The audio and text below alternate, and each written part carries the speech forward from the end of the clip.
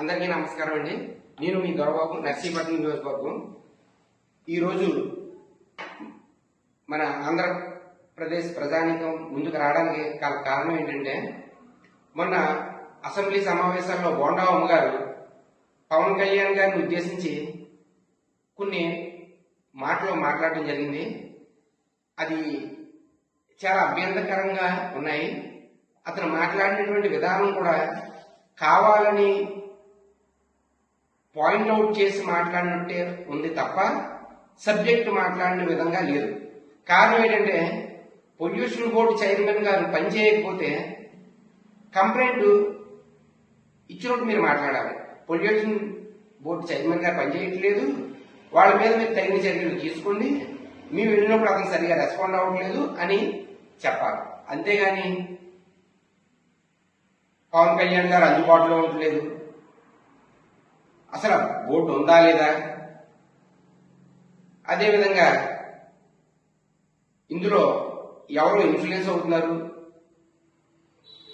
పెద్దవాళ్ల పాత్ర ఉంది ఉన్నాయో అనే విధంగా మాట్లాడడం జరిగింది.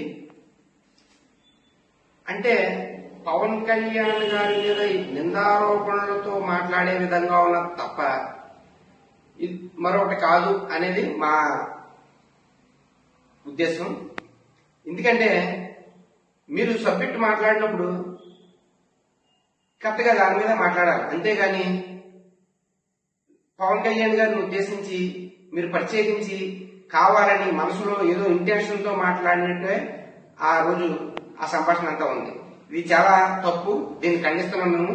ఎందుకంటే మీ మీద గతంలో మీ మీద కాల్మనీ ల్యాండ్ ఆక్యుపేషన్ సంబంధించినటువంటి కొన్ని విషయాల మీద మీ మీద అభియోగాలు కూడా ఉన్నాయి. మొన్న బార్ లైసెన్సులు ప్రకటించడం జరిగింది. ఆ లైసెన్సులు ప్రకటించినప్పుడు మీ నియోజకవర్గంలో ఉన్నటువంటి ఒక వ్యక్తి అక్కడ డీడీలు పట్టుకొని టెండర్లో పార్టిసిపేట్ చేయడానికి రావడం జరిగింది. కానీ అక్కడ బోండా అమ్మగారు చెప్తే తప్ప మేము ఈ అప్లికేషన్ తీసుకోవడం అనేది సిఐ గారు, ఎస్ఐ గారు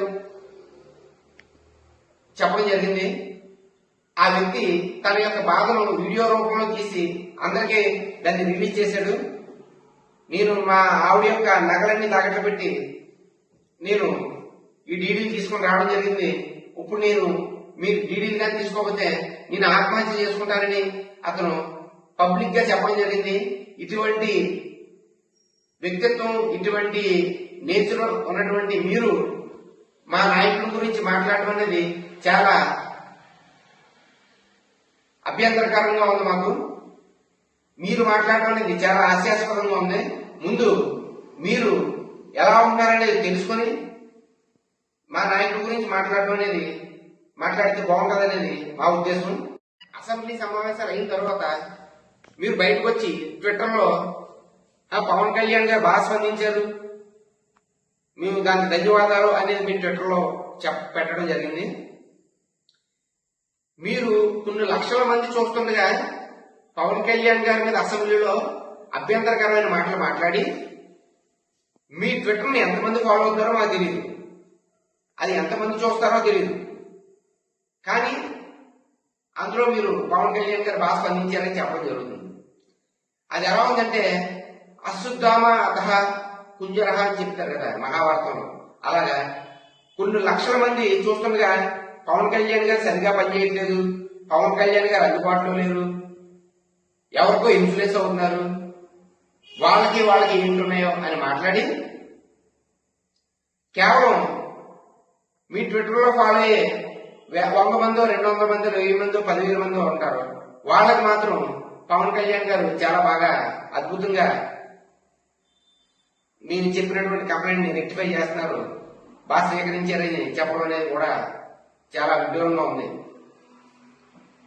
చేసినటువంటి ఈ అభియోగాలు, మీరు మాట్లాడిన విధానం, మా జనసేన నాయకులు సభలో ఉన్నటువంటి ఎమ్మెల్యేలు మాట్లాడితే ఇంకా చాలా మంది మినిస్టర్లు ఉన్నారు, వాళ్ళని ఉద్దేశించి మా నాయకులు అదే విధంగా మాట్లాడితే అప్పుడు మీరు దాన్ని ఏ రకంగా రిసీవ్ చేసుకుంటారు అనేది ఒకసారి మీరు ఆలోచించండి. మీ వైపున ఇన్ని తప్పులు పెట్టుకొని నీతి నిజాయితీకి నిలబడినటువంటి వ్యక్తి, దేశం కోసం రాష్ట్రం కోసం పార్టీనే త్యాగం చేస్తున్నటువంటి వ్యక్తి ఈరోజు కేవలం 21 సీట్లకే పరిమితమై పోటీ చేశారు. మొదట 24 సీట్లు ఇవ్వడం అనేది జనసేన జరిగింది. కానీ పొత్తులో భాగంగా ఒక 3 సీట్లు ఎమ్మెల్యే సీట్లు, ఒక ఎంపీ సీట్లు త్యాగం చేశారు. అంటే పార్టీని పణంగా పెట్టారు. కారణం ఏంటి? ఒక దుష్ట పరిపాలన అనేది పోవాలని ఏకైక లక్ష్యంతో ఈరోజు ఈ కూటమి ప్రభుత్వాన్ని ఏర్పరచడానికి ఒక ప్రధాన భూమికను పవన్ కళ్యాణ్ గారు పోషించారు. కేవలం దేశం కోసం రాష్ట్రం కోసం ఆలోచించేటువంటి ఇటువంటి వ్యక్తి పైన మీరు మాట్లాడేటువంటి విధానం చాలా అభ్యంతరకరంగా ఉంది. దీనిపైన రాష్ట్రంలో ఉన్నటువంటి ప్రతి జన సైనికులు అంతర్మదనంతో చాలా బాధపడుతున్నారు. నేను కూడా అదే విధంగా గత 2 రోజుల నుంచి కూడా బాధపడడం జరిగింది. దీనికి మీరు తగిన మూల్యం చెల్లించుకోవాల్సి ఉంటుంది. జనసేన సైనికులు ఒక్కసారి దీని మీద అందరూ స్పందించారంటే మీరు ఎంత ఇబ్బంది పడతారనేది కూడా మీరు ఆలోచించుకోండి. ఎందుకంటే పవన్ కళ్యాణ్ గారు కూటమిని నియమ నిబంధనలు ఎవరినో దాటకూడదు అనేది ఖచ్చితంగా చెప్పడం జరుగుతుంది ప్రతిసారి కూడా. అందుకే ప్రతి జన సైనికుడు కూడా ఎక్కడ తప్పులు జరిగినా, చిన్న చిన్న పొరపాట్లు జరిగినా సర్దుకుని వెళ్ళడం ముందు జరుగుతుంది. కాని పక్షంలో మీరు చాలా ఇబ్బంది పడడం జరుగుతుంది. ఇకపైన అయినా సరే మీరు మాట్లాడేటప్పుడు ఆలోచించి ఆచితూచి కూటమి ప్రభుత్వానికి ఏ రకమైనటువంటి చెడ్డ పేరు రాకుండా మీరు ప్రవర్తిస్తారని, ఇది జన సైనికుల నుంచి వచ్చేటువంటి హెచ్చరికగా మీరు తీసుకుంటారని, పవన్ కళ్యాణ్ గారిని ఉద్దేశించి మాట్లాడేటప్పుడు మీరు ఆలోచించి మాట్లాడాలని మేము కోరుకుంటున్నాం.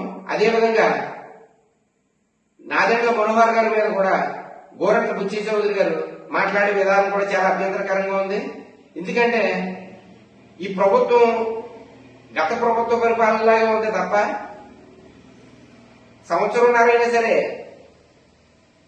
అదే విధానం జరుగుతుంది తప్ప ప్రభుత్వం మారినటువంటి విధానం కనబడట్లేదు అనేది సివిల్ సప్లై డిపార్ట్మెంట్ మీద మాట్లాడడం జరిగింది. నాదెండ్ల మనోహర్ గారు జనసేన పార్టీలో కష్టాల్లో ఉన్నప్పుడు పదవుల కోసం ఆశించకుండా జనసేనతో ప్రయాణం చేసినటువంటి నీతి నిజాయితీ కలిగినటువంటి వ్యక్తి. అటువంటి వ్యక్తి జనసేన పార్టీలో 2వ స్థానం కలిగినటువంటి వ్యక్తిని మీరు చాలా అభ్యంతరకరంగా మాట్లాడారు. మీ యొక్క పెద్దరికాన్ని మీరు నిలబెట్టుకోండి. మీరు మీ నియోజకవర్గంలో ఎంత ఉత్తమ పరిపాలన అందిస్తున్నారనేది అక్కడ ప్రజలందరూ చెప్తున్నారు. మీరు ఒకసారి దాన్ని పరిశీలన చేసుకోండి, ఆత్మ పరిశీలన చేసుకుని మాట్లాడండి. అంతే తప్ప ఏదో జనసేనని విమర్శిస్తున్నాము, జనసేనని ఇబ్బంది పెడుతున్నాము అనేది మాట్లాడుతుంటే ప్రజలు గమనిస్తున్నారు. ప్రతిదీ ఆలోచించి మాట్లాడాల్సిన విషయాలు ఉంటాయి. కానీ మీరు ఆ రకంగా మాట్లాడట్లేదు. మీ మాటల వల్ల కూటమి ప్రభుత్వానికి, కూటమి నాయకులకు, చంద్రబాబు నాయుడు గారికి కూడా చెడ్డ పేరు వచ్చేలా మీరు మాట్లాడుతున్నారు. ఇకనైనా మీ ప్రవర్తన, మీరు మాట్లాడే విధానం అంతా మార్చుకోవాలని పత్రికాముఖంగా, సభాముఖంగా కోరుకుంటున్నాను. ధన్యవాదాలు.